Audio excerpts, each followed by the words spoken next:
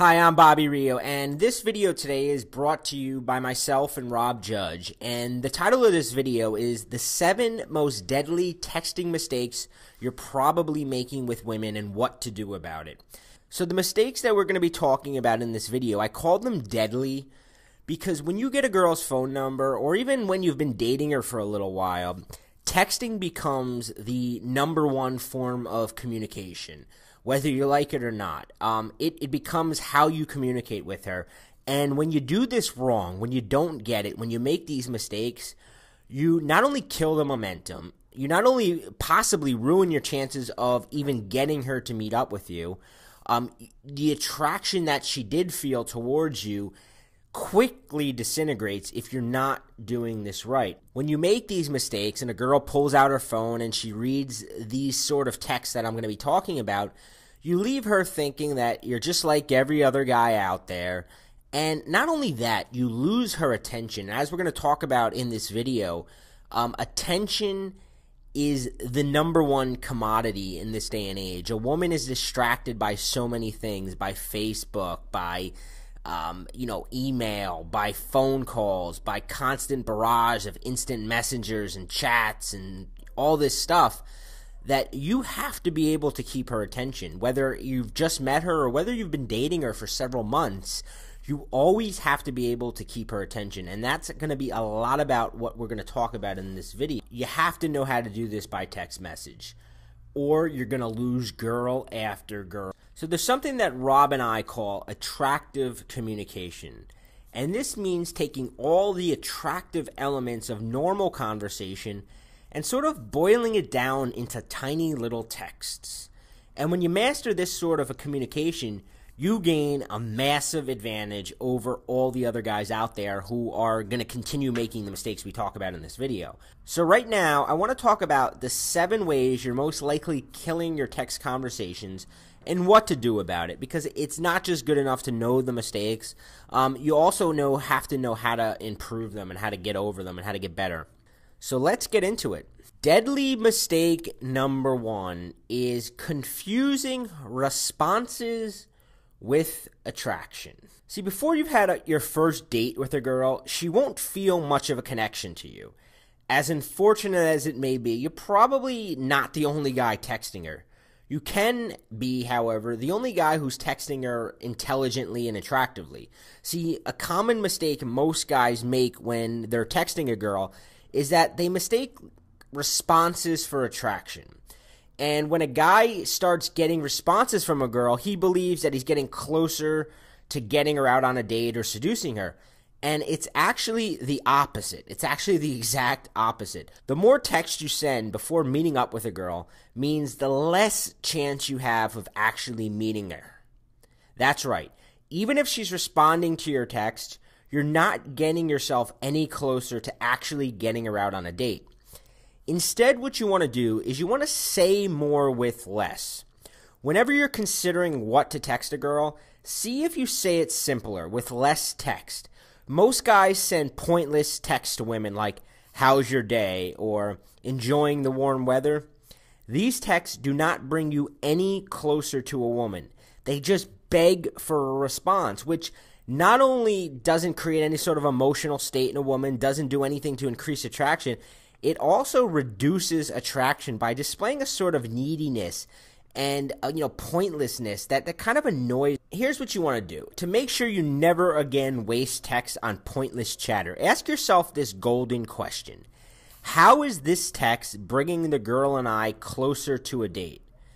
If your answer is simply to get to know her better, erase the text. It's not going to help you. Deadly mistake #2, not conveying fun. Here's the thing. When a girl gives you her number, she was having fun with you. She enjoyed your company. She was probably thinking that, something could possibly come of this. But when she's away from you, when it's a day or two later, all those positive emotions that she felt when she was around you, they've started to diminish. She no longer has that amped up state that she felt. So when she gets your text, if it doesn't appear fun to her, she's not going to meet up with you. Because now she gets a text, and if she gets a boring text, she's going to just stay in that same state.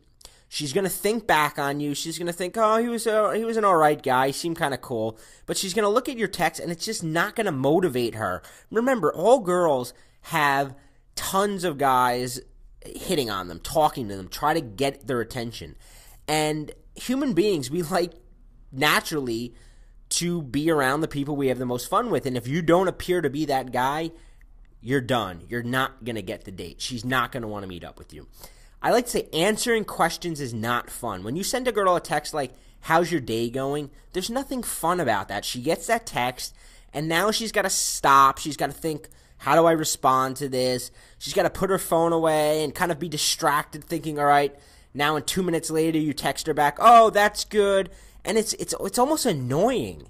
I mean, have you ever been out with your friends or been at work and you're getting these like short little texts that aren't really saying anything, and you have to respond, and then you know the person's going to text you back? It's not fun. The burden of keeping a conversation going is not fun. When you don't know when to stop, when you continually text her, sort of like what we talked about, confusing responses for attraction, when you continually text her just because you're getting a response, you're not getting anywhere. You're putting that burden on her to keep the conversation going. It's not fun for her. She doesn't want to have to keep pulling her cell phone out and making small talk. Another thing that's not fun is blindly agreeing with her. If you're just agreeing with a girl without expressing any of your personality, and we're going to talk more about personality later in this video, but if you're just agreeing with everything a girl says, if she says, oh, I saw this movie, it was so good, and you're just like, yeah, it was a really good movie, nothing was accomplished there. So blindly agreeing with her is not fun. Don't be stiff and formal. That doesn't come across as fun. A lot of guys, after getting a girl's number on a Friday night, on the Monday following, they'll send her a text like, hi, nice to meet you Friday. That's very formal. It's very stiff, and it doesn't bring back any of those positive feelings she was feeling for you on Friday, and instead it makes her get that text and go, ugh, I don't want to deal with this. Choose words that convey fun. Telling a girl that she's pretty badass comes across as more fun than telling a girl, hey, you were really cute, or I really had a good time with you. Playfully tease her. Include her on inside jokes. So if something happened the first time that you met her, include that in the first text. Bring back that positive emotion. Convey that fun that she felt towards you, and it'll make it much more likely that she responds to your text. A lot of guys wonder why women sort of go cold after a good first meeting, and this is why. Because your first texts don't convey any sort of emotion or any sort of fun, and they're just come across as boring. Deadly mistake number 3, not having a texting style. Now, if you've seen Rob's examples of texts that he sent women, you know immediately that it's Rob sending it. It's a distinct style. It's a distinct language he uses, and he's very good at showing you how to use these, kind of develop your own sort of style. A woman should be able to know it's a text from you just by reading it. So when she pulls out a cell phone, without even seeing whose name it is, if she can't decipher whether it was you or Joe or Bob or Chris or Dylan who sent her this text, that is not a good sign. She should be able to just pull out her phone and immediately know, oh, this is him. And then a smile should appear on her face. I have a friend, Danny, that every time he texts me, he starts off every text with, yo, yo, yo. And I don't even have to see who it is. I know immediately it's him. It's always in this high energy, good mood. And it makes me excited to get the text. Whereas other guys send me, what up, hey. And you're like, it doesn't kind of make you want to even answer. An attractive woman gets dozens of texts per day, many of which are from other guys, and you need to be able to stand out, and you're not going to stand out sending her dry, normal text. Injecting your personality into a text is what puts a smile on her face. It's what gets her kind of excited to respond and to read your message. How do you do this? Well, you do it by choosing specific words that you use a lot. You use punctuation, specific types of punctuation, certain phrases, emoticons, all that are uniquely yours. You want to find a way of creating messages that people begin to know are you just by reading them without even having to look at who sent them. Deadly mistake number 4, having rational or long conversations over text. This is probably one of the biggest mistakes guys make. I do a lot of in-person coaching and a lot of email coaching with clients, and a lot of times they want to send me their text transcripts, and they kind of write out what their conversations were with these girls, and it's like reading a friggin' book. And as soon as I get these, I don't even have to read them half the time to know where they messed up. And it's just the fact that they're treating text messaging like a normal conversation. But texting is not the same as an in-person conversation, and it shouldn't follow the same pattern. What do I mean by this? I mean, when you introduce yourself to somebody, normally you're like, hey, what's up? How's it going? How you been? And you kind of go through a little bit of small talk. But with texting, you don't have time for that. It's annoying to go through, hey, how's your day going? Good. What are you up to? Not much. You have to just skip over all of that. And you have to jump right to the fun stuff. Like I kind of say, texting should be the super cool cliff notes of normal conversation and leave out all the formality. Meaning go right into an anecdote. Start with a teasing nickname. Start off by describing something funny that just happened to you. Don't start off by saying, how's your morning going? That's not going to do anything. Start off by telling something funny that happened in your morning.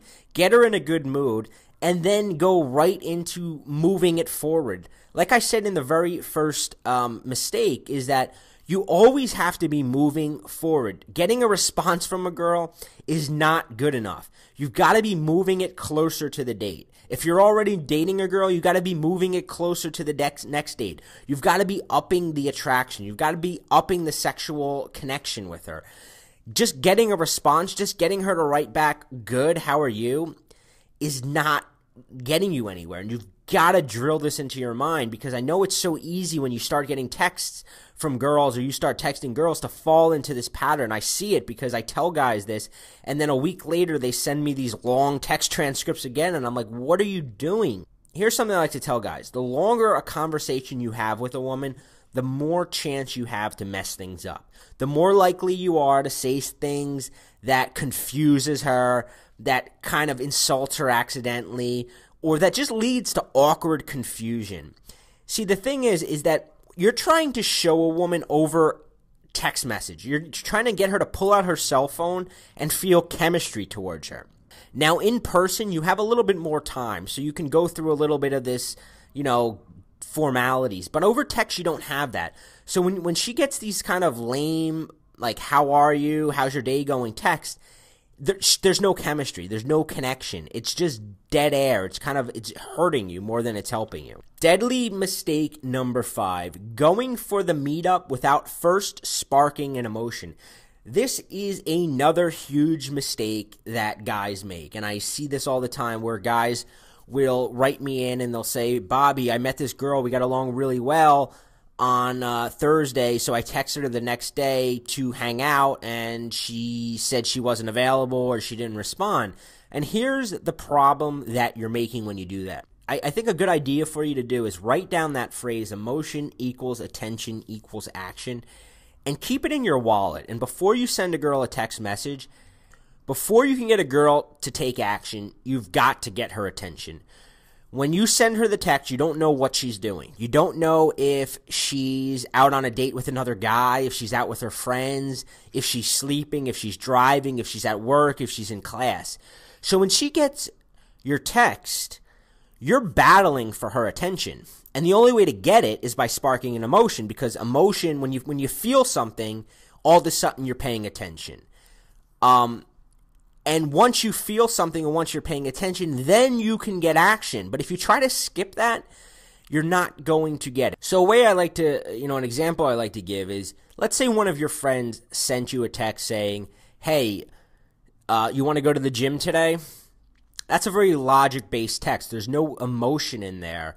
So it's very hard to motivate yourself to take action or even to pay too much attention to it.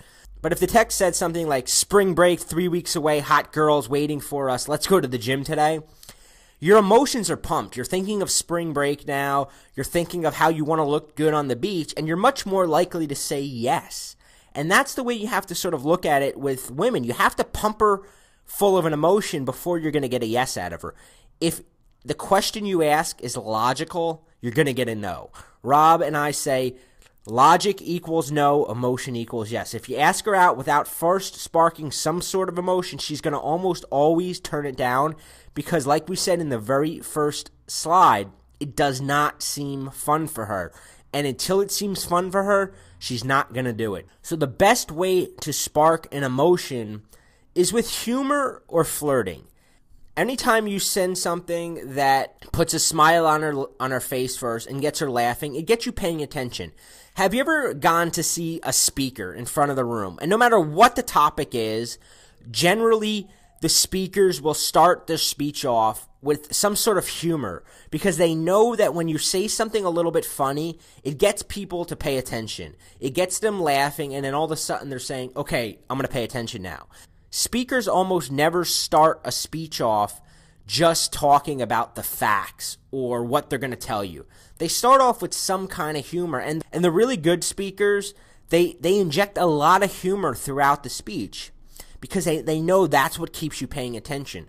Well, in the world of texting women, humor and flirting, and by flirting I mean teasing, saying things that are letting her know you're attracted to her in a fun, playful way. These are the juice of texting. These are what spark emotions, and you need to send these sort of texts before asking her out. You cannot ask her out before you've sparked an emotion. Deadly mistake number 6, becoming predictable. Never fall into predictable patterns. So what do I mean by predictable patterns? Here's some examples. You always answer her text back in a certain amount of time. So if she texts you, you always respond back within a few minutes, or you always make her wait a half an hour. Either way, you've set a pattern. Maybe you always send her a good morning text, or maybe you always send her a good night text, or maybe you always ask her how her day is. So maybe every day you're like, how'd class go today? How'd work go today?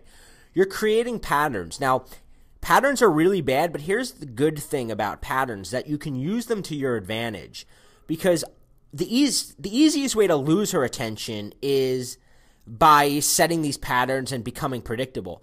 But the benefit is that when you've established a little bit of pattern, when you break them up, it gets her attention back. So if you always take a few minutes to respond and then suddenly now you're taking, you don't respond her to the next day, she's going to be glued on wondering why you didn't text her back, and it's going to kind of amp up that attraction.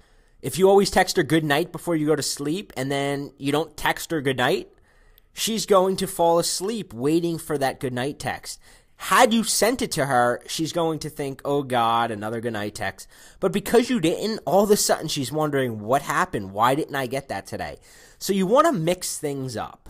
You don't want to send the same type of text. If you always send her these jokey texts, sometimes you want to send her something a little bit more serious. You want to break up the pattern.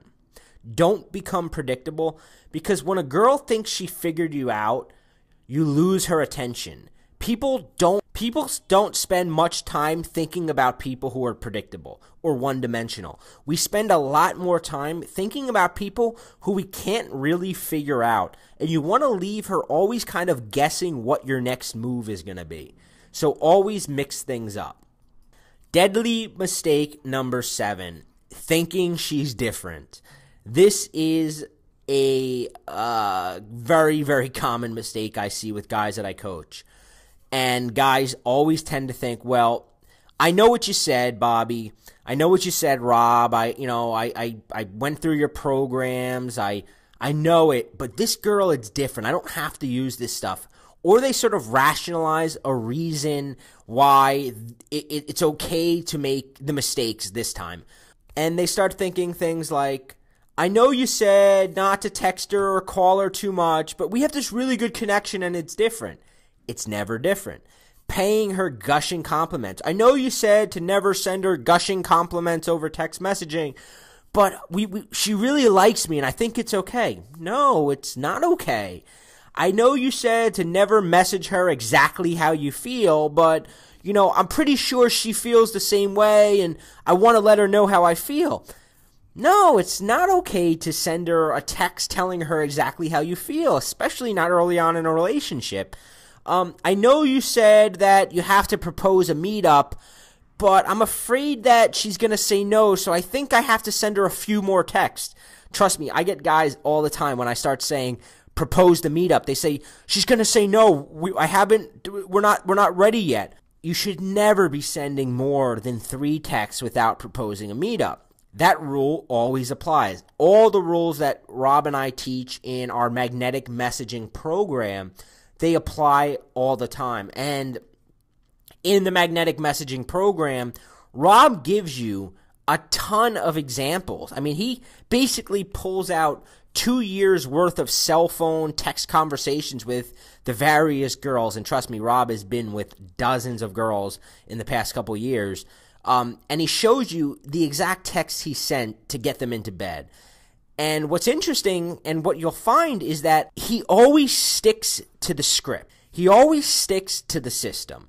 And even when you might be reading that and saying, well, she said this, why didn't he just, pay her the compliment? Because Rob knows through experience that this works and that this continues to work and that there's no reason to deviate and that she's never different. You never think, the minute you start thinking she's different, you've lost.